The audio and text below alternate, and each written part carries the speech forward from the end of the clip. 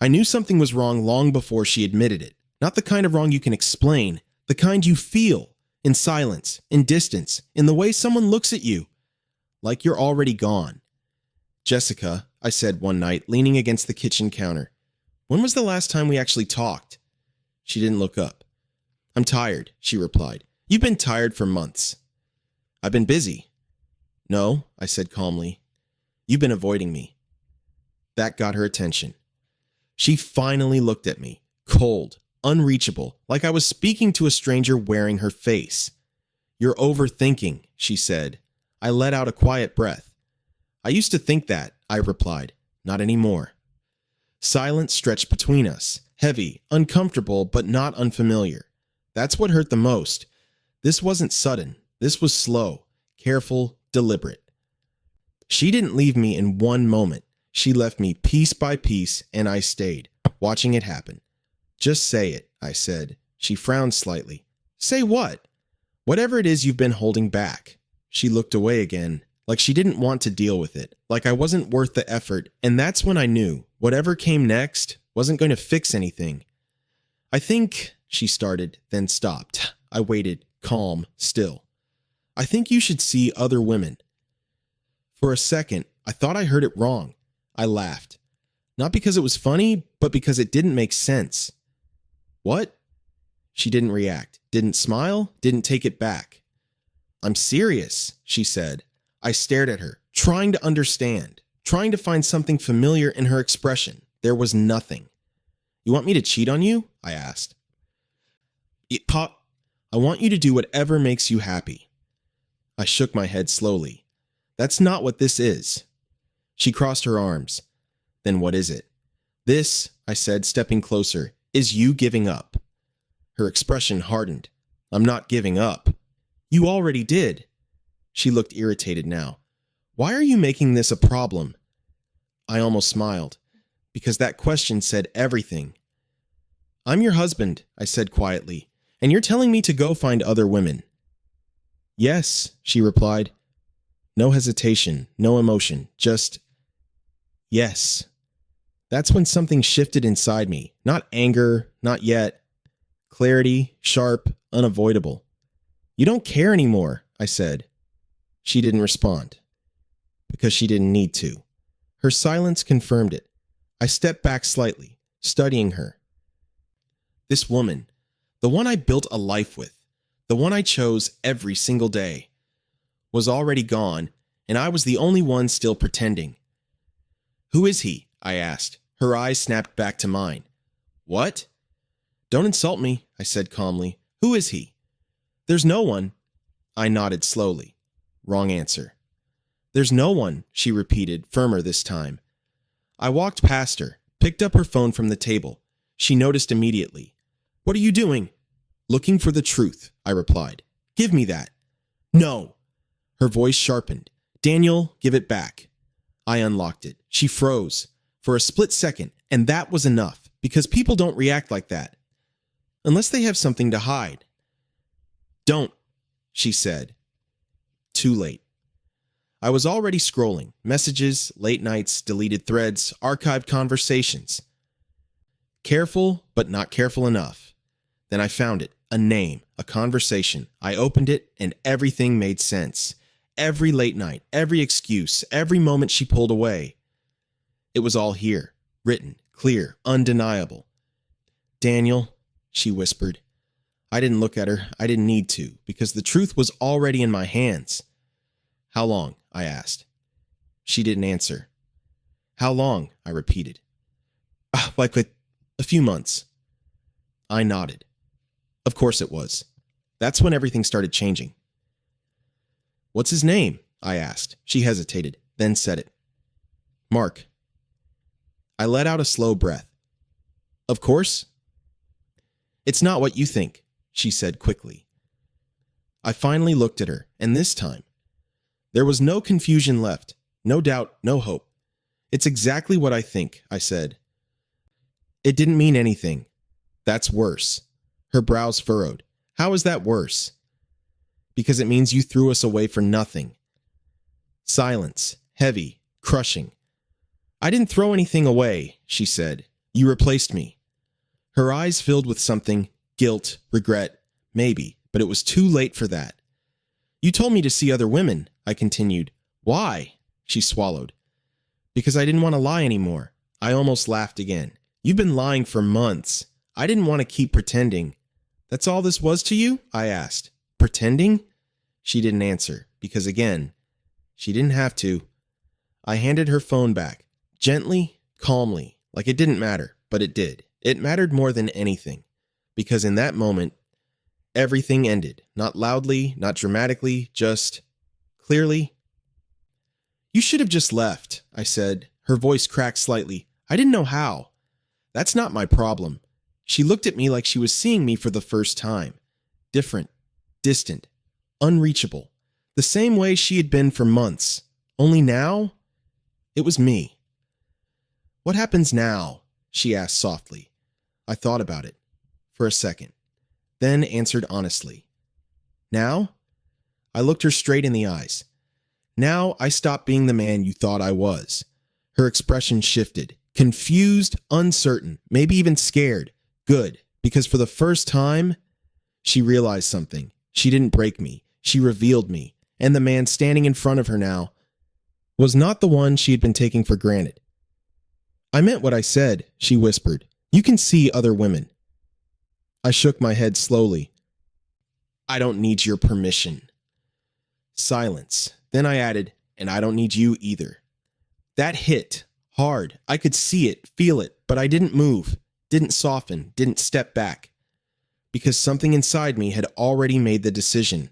Not out of anger, not out of revenge, but out of truth. She didn't lose me that night. She lost me long before that. She just didn't realize it until I stopped pretending. And that was the moment everything changed. Not for her, for me, because the hardest lesson I learned that night was simple. Love doesn't end when someone cheats. It ends when they stop choosing you. And once that happens, there's nothing left to fight for, only something to walk away from.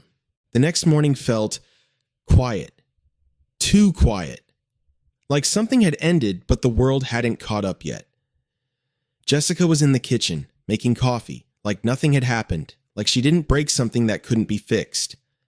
I leaned against the doorway, watching her, studying her, trying to understand how someone could destroy a marriage and still move like everything was normal. Morning, she said casually.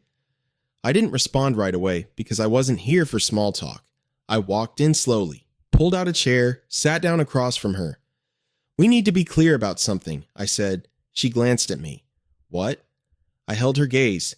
So, you're okay with me dating? She didn't even pause, didn't hesitate. She just shrugged. Do whatever you want. Simple, careless, like the words meant nothing, but they did. They meant everything. I nodded slowly. All right. She took a sip of her coffee. You don't have to make it a big deal, she added. I almost smiled. It already is. She rolled her eyes slightly. You're overreacting. No, I said calmly. I'm adjusting. That made her look at me again. Really look this time, like she was trying to figure out what changed. What does that mean? She asked. It means I heard you, I replied, and I'm taking you seriously. She leaned back slightly. You're acting weird. I let out a quiet breath. I think that's the first honest thing you've said. Her brows furrowed. What? I am acting different, I said, because this isn't normal. She crossed her arms. It's just freedom. I tilted my head slightly. Freedom? Yeah, she said. No pressure, no expectations. I nodded. And no respect. Her expression tightened. Why are you making everything negative? Because you're pretending this is positive, I replied. Silence. Short, sharp. She looked away first. Of course she did, because she didn't want to sit in the truth. I just think you should be happy, she said. I leaned forward slightly. And you think this is how that happens? Yes. I studied her carefully. No, I said. You think I won't do it. That hit. I saw it in her eyes, a flicker, small but real. That's not true, she said quickly. It is, I replied calmly. You think I'm too predictable. She shook her head. I never said that. You didn't have to. Her silence confirmed it. because that's exactly what she thought, that I would stay the same, that I would accept it, that I would never actually walk away, even if she gave me the door. "You're reading too much into this," she said. I smiled slightly. "No," I said. "I'm finally reading it right."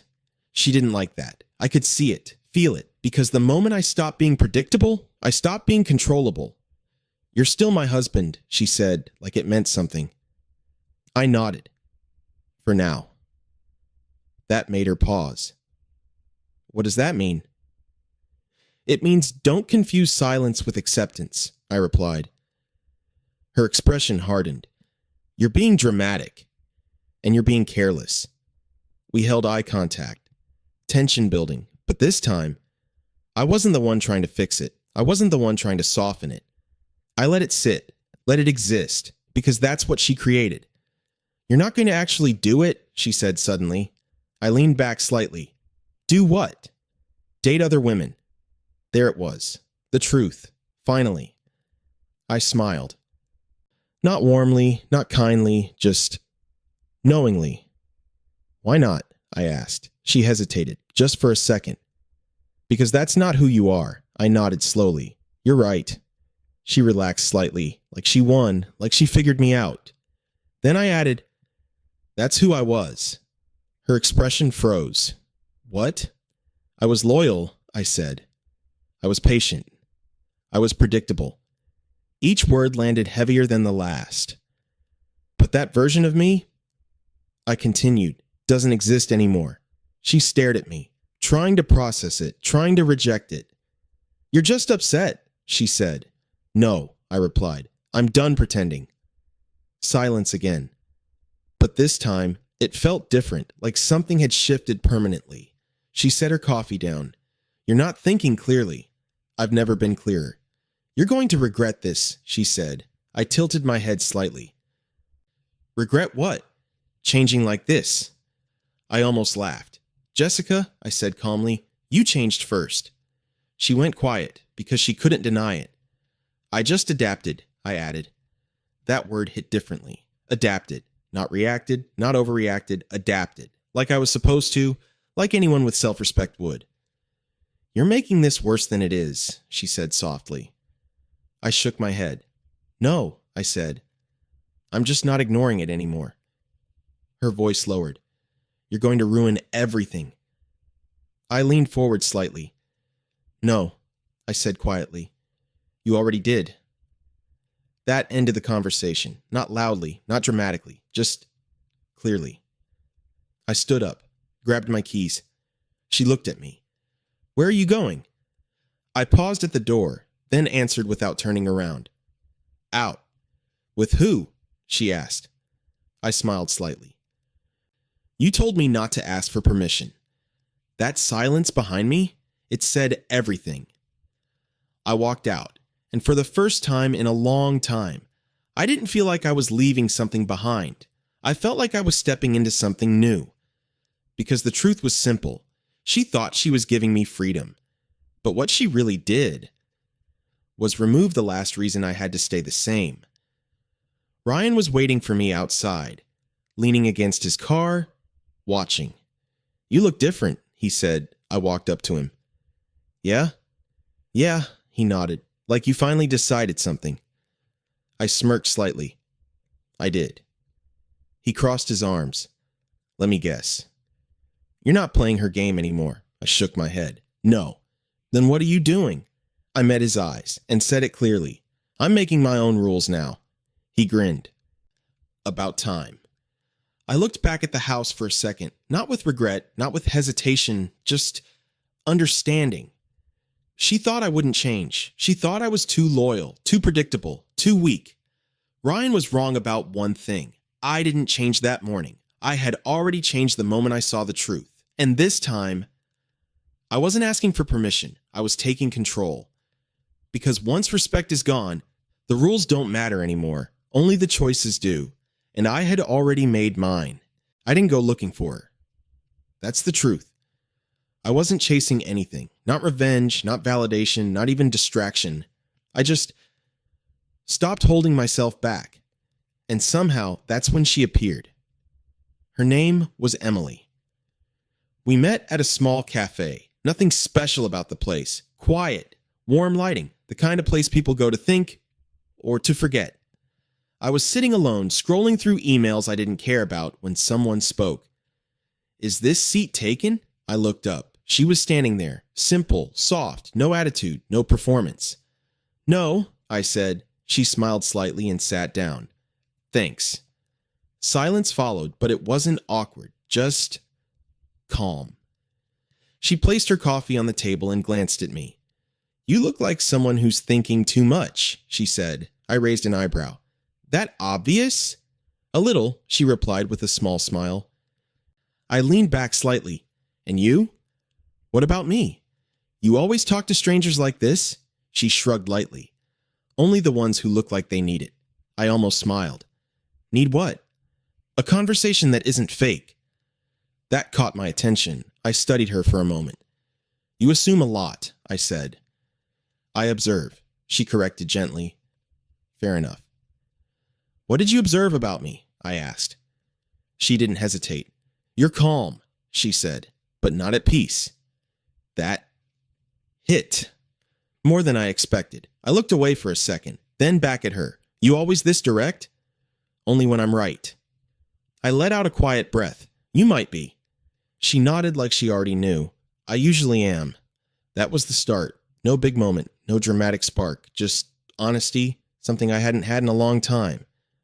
We talked for a while after that about simple things. Work. Life, random stories, nothing heavy, nothing forced. And that's what made it different. She wasn't trying to impress me. She wasn't trying to figure me out. She was just there, present, real. Before leaving, she stood up and looked at me. "Same time tomorrow?" she asked. I blinked. "You're assuming I'll come back." She tilted her head slightly. "You will." I smirked. "Confident." "Accurate," she replied. Then she walked away. No number, no pressure, just certainty. And for some reason, I knew she was right.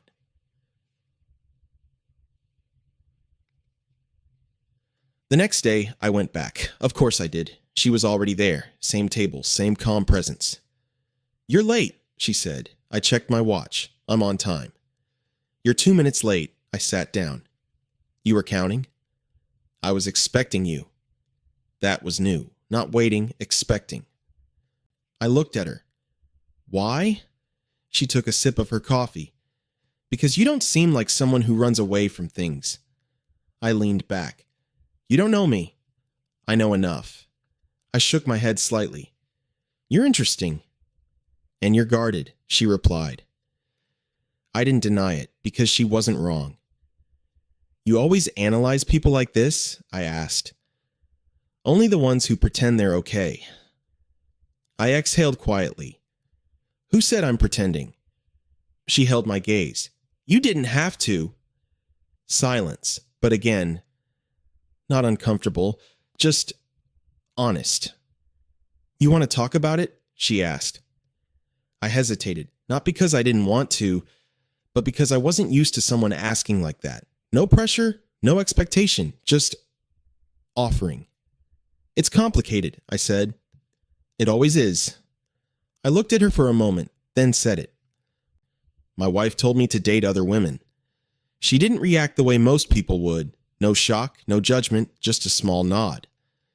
"And how did that make you feel?" she asked. I almost laughed. Like I didn't matter. She didn't interrupt, didn't try to fix it. She just listened, so I kept going. "She said it like it was nothing," I continued, "like I was replaceable." Emily's expression softened slightly. "But you're not," she said. I looked at her. "You don't know that."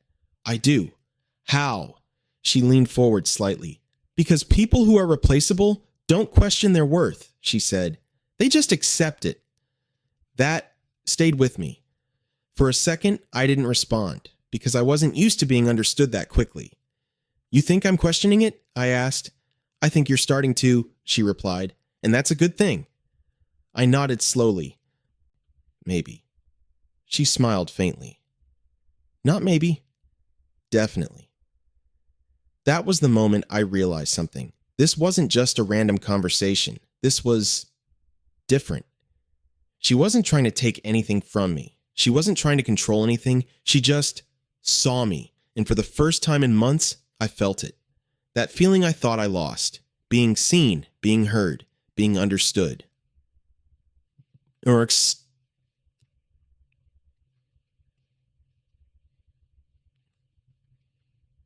When I got home that night, Jessica was sitting on the couch, waiting. That was new. "You're late," she said. I took off my jacket calmly. "I was out." "With who?" she asked, straight to the point. I looked at her, and for the first time, I didn't feel the need to explain myself. "Someone," I replied. Her expression changed, slightly, not obvious, but I saw it. "You didn't answer my question," she said. I did, I replied calmly. She stood up. "That's not an answer." I walked past her. "It's enough." Her voice sharpened. "Daniel." I stopped, turned slightly. "What?" "Who are you with?" I held her gaze. "Someone who actually talks to me." Silence. Sharp, immediate. That hit exactly where it needed to. "What is that supposed to mean?" she asked. I faced her fully now. "It means I had a conversation," I said. "A real one." Her brows furrowed. "We talk." "No," I replied. "We exist in the same space." "That's not the same thing." She didn't like that. I could see it, feel it. "Are you seriously doing this?" she asked. "You told me to," I said. "That's not what I meant." I tilted my head slightly. "Then what did you mean?" She opened her mouth, then closed it, because she didn't have an answer, because now she was starting to understand. This wasn't a suggestion anymore. This was reality. "You're taking this too far," she said quietly. I stepped closer. "No," I said calmly. "You just didn't think I would go at all." There it was again, that flicker, stronger this time. Jealousy, real, unavoidable, and for the first time, the balance shifted. Not completely, but enough. Enough for her to feel it. Enough for her to realize she wasn't in control anymore. And me, I didn't feel angry. I didn't feel hurt. I just felt clear, because the truth was simple. Emily didn't replace Jessica. She revealed what was missing, and once you feel something real again, you can't go back to pretending. Emily gave me peace. Sophia gave me friction, and I didn't realize how much I needed that until I met her. We crossed paths at a business lounge, not a place I usually stayed long, just meetings, quick decisions, move on. But that day, she noticed me first. "You're too controlled." I looked up. She was standing there, confident, sharp, the kind of presence that didn't ask for attention. It took it. "Excuse me?" I said. She didn't sit, didn't smile, just studied me. "You measure every word before you say it," she continued. "Every move before you make it." I leaned back slightly. "And that's a problem?" "It's boring," she said. That almost made me laugh. "You always judge strangers this quickly?" "I don't judge," she replied. I read. I gestured to the chair across from me. "Then sit," I said. "Let's see how accurate you are." She sat. Calm. Unbothered. Like she was exactly where she wanted to be. "All right," I said. "What else do you read?" She tilted her head slightly. "You've been hurt recently." I didn't react. "You don't trust easily anymore." Still nothing. "But you haven't let go either," she added. That one landed. I smiled faintly. "Half right." "Which half?" she asked. "The part where I haven't let go," I replied. She leaned forward slightly. "That means I'm fully right." I shook my head. "No," I said. "It means you're confident." She smirked. "And you're defensive." Silence, but not the comfortable kind. This was different, tense, challenging, alive. "You talk like you know everything," I said. "I don't," she replied calmly. "I just know people." "And what do you think you know about me?" Her eyes locked onto mine. "You're holding back," she said. "From what?" "From becoming someone you already are." That was interesting. I leaned forward now. "Explain." "You're not weak," she said. "You're disciplined." "You're not passive. You're controlled." She paused, then added, "But right now, you're still playing by rules that don't benefit you." That hit deeper than I expected. I studied her carefully.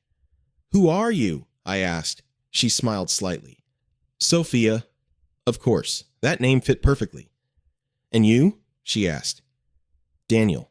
She nodded once. Good, she said. Now stop acting like someone you're not, Daniel. I raised an eyebrow. And who exactly am I? She didn't hesitate. Someone who's used to leading, she said, but chose to follow. For the wrong person. Silence, real silence, because that wasn't a guess. That was truth. You're bold, I said. I'm honest, she corrected. Same thing? Not even close. I leaned back, thinking, processing, because this wasn't like Emily. Emily made me feel understood. Sophia made me feel exposed, and for some reason, I didn't walk away. Why are you talking to me? I asked. She shrugged lightly. Because you're interesting. That's it? For now. I smirked slightly. And what happens later? She stood up. You either stay the same. She looked down at me. Or you stop pretending. Then she walked away. Just like that. No number. No follow-up. No effort to keep me there. And that's what made me stay. I saw her again 2 days later. Same place. Same confidence. You came back, she said. I sat across from her. You expected me to. I did. I smirked. Confident. Accurate, she replied. I shook my head slightly. You're consistent. I'm clear, she said. Big difference. I leaned forward. All right, I said. Let's get something straight. Go ahead. I'm not looking for anything complicated, she nodded. Good. Good? Yes, she said. Because I don't offer simple. That made me pause. What does that mean? It means I don't fit into people's comfort zones, she replied. I challenge them. I disrupt patterns. And if they can't handle it, she shrugged. They leave. I held her gaze. And if they don't, she smiled slightly. They change. That was the moment I understood. Sophia wasn't here to comfort me. She was here to push me, and part of me wanted that. You think I need that? I asked. I know you do. Why? Because you've been shrinking yourself, she said, for someone who didn't deserve it. That, again, direct, unfiltered. Bah, they unavoidable. I exhaled slowly. You don't hold back, do you? No, she said. Do you? I didn't answer because she already knew. Things changed after that, not overnight, but steadily, subtly. I stopped overthinking every word, stopped filtering every reaction, stopped adjusting myself to keep peace. And Sophia noticed. You're finally starting to breathe, she said one evening. I glanced at her. Was I not before? No, she replied. You were surviving? That was accurate. You enjoy this, don't you? I asked. Enjoy what? Pushing people. She shook her head. I enjoy watching people become who they're supposed to be. I smirked slightly. And you think that's me? I know it is. Jessica noticed the change. Of course she did. You're acting different, she said one night. I looked at her calmly. Yeah, that was it. No explanation, no apology, just yes. And that scared her. I saw it immediately. Different how? She asked. I shrugged slightly. Clearer. About what? Everything. She stepped closer. This isn't you. I tilted my head. No, I said. This is exactly me. Her expression tightened. You've changed. I smiled slightly. Finally. That word hit harder than anything else I could have said. Who is she? Jessica asked suddenly. I didn't react. Who? I replied calmly. The woman you're seeing. I held her gaze. Why does it matter? Because it does, she snapped. I took a step closer and said it quietly. She doesn't need me. Jessica froze. What? She doesn't chase me. She doesn't expect anything from me. And she doesn't pretend. Silence. Heavy. You're comparing me now? Jessica asked. I shook my head slowly. No, I'm just not ignoring the difference anymore. That broke something. I could see it, feel it, because for the first time, she wasn't the standard anymore. She was just one option, and she hated that. You're going too far, she said. I leaned in slightly. No, I said quietly. You just didn't think I'd go this far at all. That was the truth, the real truth. She thought I'd stay the same, that I'd never step outside the version of me she understood. But Sophia was right about one thing. I had been holding back, and now I wasn't. Because once you stop living for someone else's expectations, you start seeing everything clearly. And the clearest thing of all, I wasn't becoming someone new. I was finally becoming myself. Emily gave me comfort. Sophia gave me challenge. Isabella, she gave me clarity. The kind that doesn't ask questions. The kind that sees everything and says nothing. I met her at a private event, not loud, not crowded, the kind of place where people didn't try to impress each other, because they already knew their value. I wasn't supposed to be there long, just a quick appearance, a few conversations, then leave. But then I noticed her, standing near the window, alone, watching, not the room, not the people. Me. I walked over. Enjoying the view? I asked. She didn't look away. I am now. That was different. I stood beside her. You always this direct? I asked. Only when I'm certain, she replied. I glanced at her. And what are you certain about? She finally turned, her gaze steady, sharp. You're not where you used to be, she said. I raised an eyebrow. And where was that? Stuck, she replied. I smirked slightly. And now? Now? She paused, studying me carefully. You're dangerous. I let out a quiet breath. Dangerous? To the wrong people, she said calmly. Silence, but it wasn't empty. It was measured, intentional.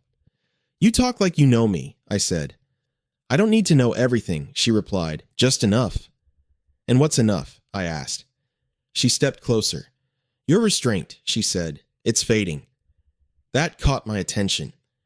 Is that a bad thing? I asked. She shook her head slightly. It depends. On what? On whether you're in control of it or it's controlling you. That line stayed with me more than anything else because she wasn't judging me. She wasn't pushing me like Sophia. She was observing, understanding. You don't say much, I said. I don't need to. Why? Because people reveal everything eventually, she replied. I nodded slowly. And what have I revealed? She held my gaze. That you've already let go. That was the moment, the shift, clear, undeniable, because she was right. I wasn't holding on anymore. Not emotionally, not mentally, not even out of habit. Jessica was already in the past. You're different, I said. So are you, she replied. But we started seeing each other after that. Not like Emily, not like Sophia. This was quieter, more controlled, more intentional. We didn't talk every day. We didn't need to. Because when we did talk, it mattered. You don't ask questions, I said one night. She looked at me calmly. Oh, why would I? Most people do. I'm not most people, she replied. Fair enough. You're not curious? I asked. I am, she said. Then why don't you ask? She stepped closer slightly. Because I'd rather watch what you choose to show me. That made me pause. Interesting, I said. It's effective, she corrected. I smirked. And what have you seen so far? She didn't hesitate. You're not broken. That again. But this time, it felt different, stronger, more certain. You're evolving, she added. I studied her carefully. And what does that mean? It means you stopped reacting. She stepped even closer and started deciding. That was it. The final piece. Emily showed me what I was missing. Sophia pushed me to change. Isabella, she confirmed it. I wasn't lost. I wasn't confused. I was in control. Jessica saw us together. Of course she did. And that moment, that was when everything shifted. Completely. We were at a restaurant, nothing dramatic, just dinner, conversation, calm. Then Jessica walked in and froze. Her eyes locked onto us immediately, specifically onto Isabella, because Isabella didn't look away, didn't react, didn't move. She just observed. Jessica walked over, slow, tense. Daniel, she said. I looked up calmly. Jessica. Her gaze shifted to Isabella. Who is this? I didn't rush to answer, because for the first time, I didn't feel pressured. This is Isabella, I said. Jessica forced a smile. Hi. Isabella nodded slightly. Jessica. No emotion, no effort, just acknowledgement. Jessica turned back to me. You didn't tell me you were coming here. I didn't know I had to. Her expression tightened. I'm your wife. I leaned back slightly. And you told me to see other people. Silence, immediate, heavy. Jessica's eyes flickered again. That same look, jealousy, but stronger now, more real. You're doing this on purpose, she said. I tilted my head. Doing what? This, she gestured slightly. All of this. I almost smiled. No, I said calmly. I'm just living differently. That's not what I meant, she said quickly. Then what did you mean? I asked. She opened her mouth, then stopped. Because she didn't have control of the situation anymore, and she knew it. You've changed, she said quietly. I nodded. Yes. No denial, no explanation, just truth. You're not the same person, she added. I looked at her for a moment, and then replied, I never was. That broke something. I saw it clearly. Because now, she wasn't looking at me like her husband. She was looking at me like someone she didn't understand anymore. And that scared her more than anything. Can we talk? She asked. About what? Us. I glanced at Isabella. She didn't react, didn't interfere, didn't even look at me. Because she didn't need to. She wasn't competing. She wasn't involved. She was simply there. And that alone said everything. I turned back to Jessica. There is no us right now, I said calmly. Her voice dropped. You're going too far. I leaned forward slightly. No, I said quietly. You just didn't think I would get this far. That was the truth. The real truth. She thought she was in control. Thought she set the rules. Thought she understood me. But she didn't. Not anymore. All because the man sitting in front of her now wasn't reacting, wasn't chasing, wasn't waiting. He was choosing. And for the first time, she wasn't part of that choice. Jessica stepped back slightly, like the realization hit her all at once. And Isabella, she finally spoke, calm, measured. You underestimated him. Jessica's eyes snapped to her. I didn't ask you.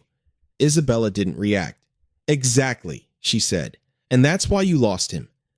Silence. Total silence. Because that wasn't an opinion. That was fact. Jessica looked at me one last time, searching, hoping. But there was nothing there anymore. No anger, no pain, just distance.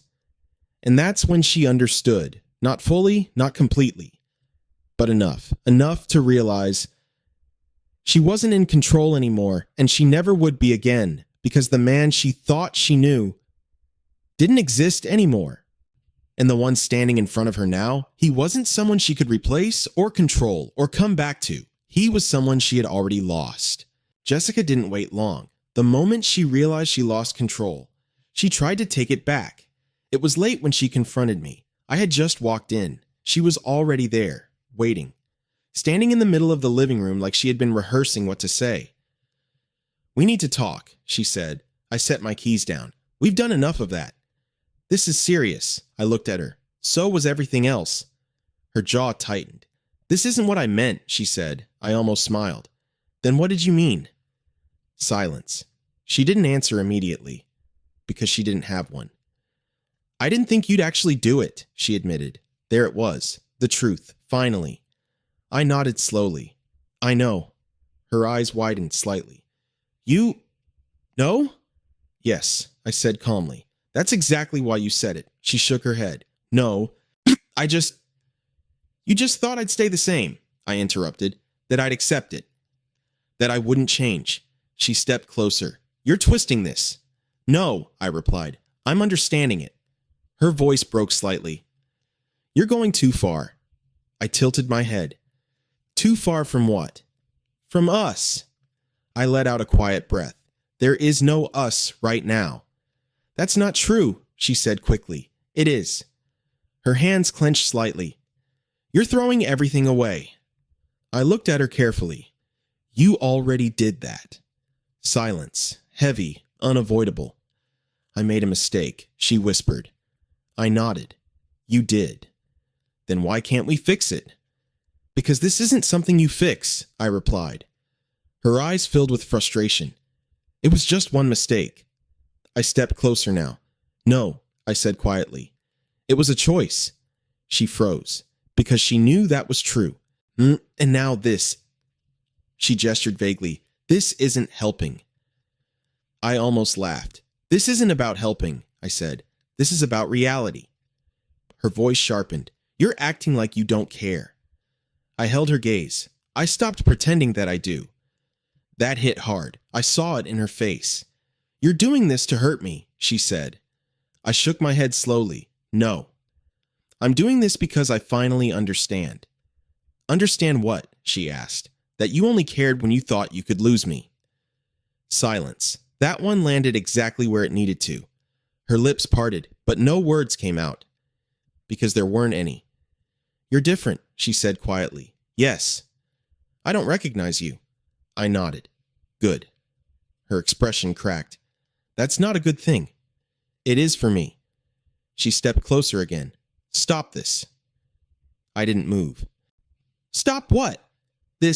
All of this. I looked at her calmly. You gave me permission. That's not what I meant. Her voice broke. For real this time. Then what did you mean? I asked again. She shook her head. I didn't think you'd actually leave me. I exhaled slowly. I didn't leave. I paused. You pushed me out.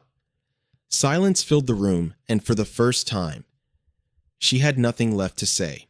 It didn't happen all at once. Her world didn't collapse in a single moment. It happened slowly, quietly, just like mine did. I heard about it from Ryan first. We were sitting outside, late evening. She's not doing well, he said. I didn't respond. She thought that guy was something serious, he added. I glanced at him. And? He left. Of course he did. How long? I asked. A few weeks ago. I nodded. Sounds about right. Ryan studied me. You don't care? I leaned back slightly. I understand. That's it? That's enough. He shook his head. You've really changed. I didn't deny it. Yeah. Later that night, Jessica came home. But something was different. Not in how she looked, in how she moved, slower, heavier, like reality finally caught up to her. Daniel, she said softly. I didn't turn immediately. Yeah? He's gone. I nodded. I figured. Her voice cracked. He used me. I looked at her then, calm, steady. And? Tears filled her eyes. That's it? She asked. I held her gaze. What do you want me to say? That you care. I shook my head slowly. I did. Past tense. That's what broke her. You don't even feel anything? She asked. I thought about it, then answered honestly, no. Silence. Crushing. I came back, she said. I nodded. I see that. Isn't that enough? No. Her expression fell completely. Why? Because you didn't come back for me, I said. You came back because he left. That truth hit harder than anything else. That's not fair, she whispered. It's accurate. She stepped closer. I made a mistake. I didn't move. I know. Then why are you punishing me? I'm not, I replied. I'm just not saving you. That ended it, right there, because she finally understood. I wasn't going to fix what she broke, not this time. She started watching me after that. Not directly, but enough to notice, enough to understand. She saw Emily once, laughing with me, relaxed, comfortable. She saw Sophia another time, challenging me, pushing me, and she saw Isabella. That one changed everything. Because Isabella didn't compete. She didn't react. She simply existed beside me. And that was enough. You're seeing all of them? Jessica asked one night. I looked at her calmly. I'm living my life. That's not an answer. It is. Her voice shook. You're replacing me. I tilted my head. No. I'm moving on. That difference mattered, and she hated it. You're not even hurting, she said. I nodded. Not anymore. That broke her more than anything else. I want us back, she said. There it was, the line, the one she never thought she'd say. I looked at her, carefully, all calmly, and felt nothing. No anger, no love, no attachment, just clarity. I know, I said. Her eyes searched mine. Then why aren't you saying yes? I exhaled softly, because I already said goodbye. Her breath caught. You didn't even try, I almost smiled. I tried for months. Silence. You just weren't there. Her tears started falling again. I'm here now. I shook my head. That's the problem. She frowned. I don't understand. You're here now, I repeated, when it's too late. That realization hit slowly, painfully, and I didn't stop it, because she needed to feel it, the same way I did. You don't love me anymore, she whispered. I didn't answer right away. Then I said the truth. No. That was it. That was the moment. Everything ended, for real this time. In the end, it wasn't dramatic. There was no final fight, no big scene, just clarity. Jessica stood in front of me one last time. I'll do anything, she said. I shook my head. It's too late for that. I'll change. You already did, I replied, just not in time.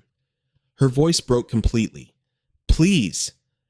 I looked at her, and for the first time, I saw her exactly as she was. Not the woman I loved, not the one I built a life with, just someone who made a choice and lost. I'm done, I said. 2 words, simple, final. She cried, begged, apologized, but it didn't move anything inside me, because that part of me, the one that cared like that, was gone. You don't mean that, she whispered. I held her gaze. I do. Silence, heavy, final. I lost you, she said. I nodded. Yes. Not harsh, not cold, just true. She stepped back slowly. Wire like the weight of it finally hit her, like she couldn't avoid it anymore. I never thought, she started. I didn't let her finish. You didn't think I'd leave. That was always the problem. She thought I'd stay, no matter what, no matter how she treated me, no matter who she chose. She thought I was constant, safe, unchanging. She was wrong. You told me to find someone else, I said. Her eyes filled again. I didn't mean it. I know. I paused, but I did. That was the difference, the final difference. She looked at me like she wanted to say more, but there was nothing left, because everything that mattered had already been said, or ignored, or lost. She turned slowly, walked toward the door, each step heavier than the last. Then she stopped, just before leaving. I really did love you, she whispered. I looked at her, and for the first time, I believed her. But it didn't matter anymore. Goodbye, Jessica. She didn't turn back. She just left, and the door closed quietly behind her. I stood there for a moment, not moving, not thinking, just existing. Then I exhaled, slow, steady. Ryan walked in a few minutes later. Well, he asked. I glanced at him. It's done.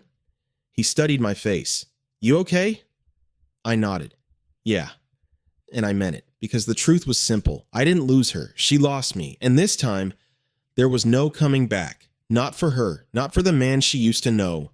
Because that man, he was gone. And the one standing here now, he didn't wait, didn't chase, didn't beg. He chose. And for the first time in his life, he chose himself.